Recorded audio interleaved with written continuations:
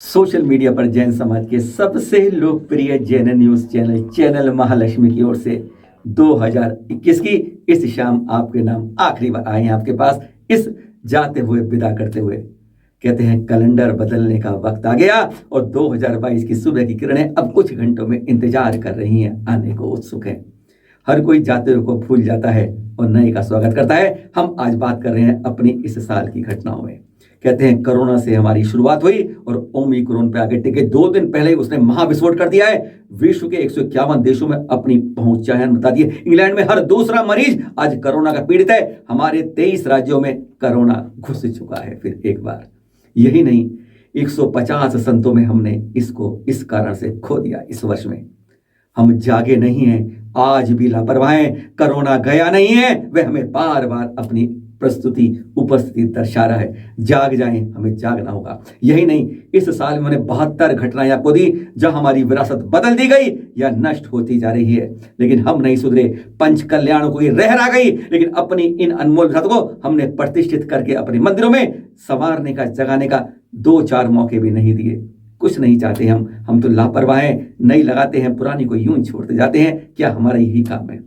हमारी बेटियां 4 केस ऐसे आए जो लव जिहाद में इस वर्ष में फंसे। हम जागरूक करना होगा। 3 जगह गरीबी और धर्मांतरण हुआ। करोड़पति लोग समाज के अंदर, हम अपने गरीबों को, भाइयों को समझ नहीं पा रहे। शिक्षालय और अस्पतालों की ओर जोर होना चाहिए, उसकी आवाज उठते रहे।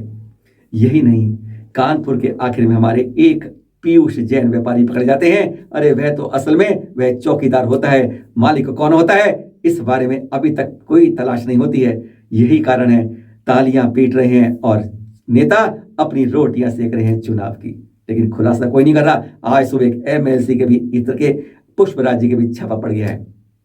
यही नहीं हुआ, चैनल महालक्ष्मी को बहुत उंगलियां उठी। हम औरों की तरह नहीं हैं कि केवल प्रवचन और कुछ ना के शांत रहे। हम भी आवाज देते हैं, धमकियां मिलती हैं, मारने पीटने की गाली गलौज तक कितनी मिलती है।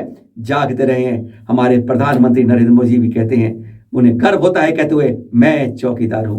हमें भी गर्व होता है उस गर्व चौकीदार की लाठी बनने के लिए।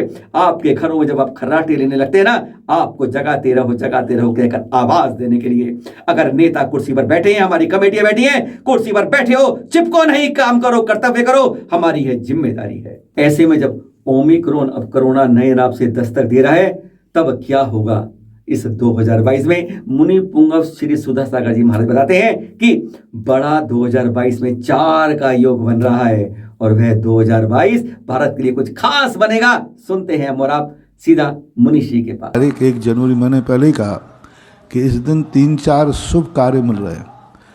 पहला कार्य तो है 1 जनवरी है तो सबके लिए शुभ मानते हो। दूसरा कार्य 1 जनवरी इस बार चतुर्दशी के दिन पड़ रही है। तीसरा शनिवार के दिन पड़ रही है।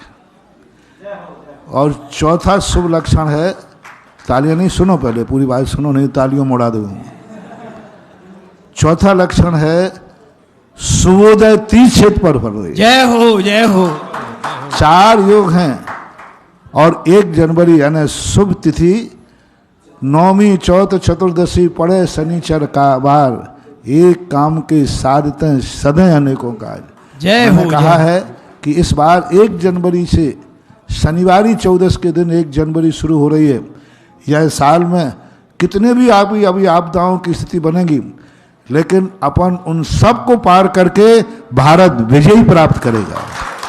चाहे भले ही कितनी भी अभी कोरोना की, ओमिक्रॉन की बहुत सारी चर्चाएं चल रही हैं, लेकिन इस साल हमारे लिए बहुत शुभ संकेत, यानी कितना भी कहर कर रहे हैं, लेकिन वह कहर हमारे जीवन के लिए त्रासदी, जैसे कि अभी 1 साल पहले कोरोना कहर रहा, बड़े बड़े परिवार उजड़ गए, सब परिवारों को बहुत हुआ।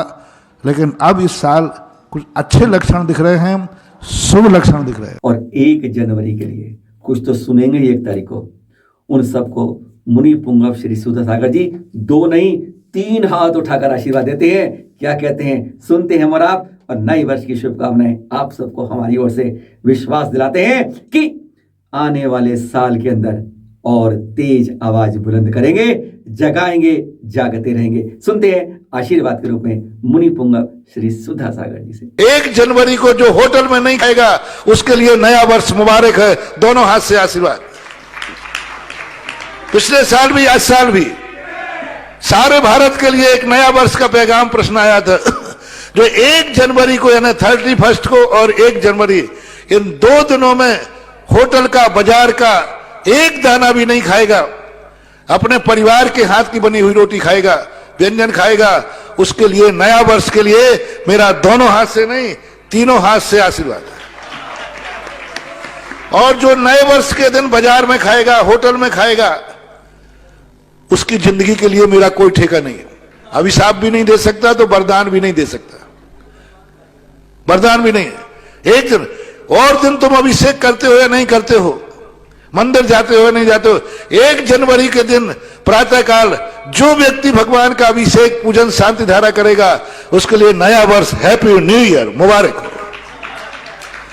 1 जनवरी के दिन जो गुटखा तंबाकू खाते हैं, मात्र 1 जनवरी के दिन हम कोई शराब गुटखा तंबाकू नहीं खाएंगे क्योंकि हमारा नया वर्ष मांगलिक होना चाहिए, उनके लिए भी मेरा आशीर्वाद। 1 जनवरी को पहला दिन, 1 जनवरी को जो रात में खाते हैं 31 और 1 जनवरी को हम रात में भोजन नहीं करेंगे। 1 जनवरी को क्योंकि नया वर्ष है, सगुन मनाना है। सगुन किसी पाप क्रिया से शुरू नहीं होता, सगुन शुभ क्रिया से शुरू होता है।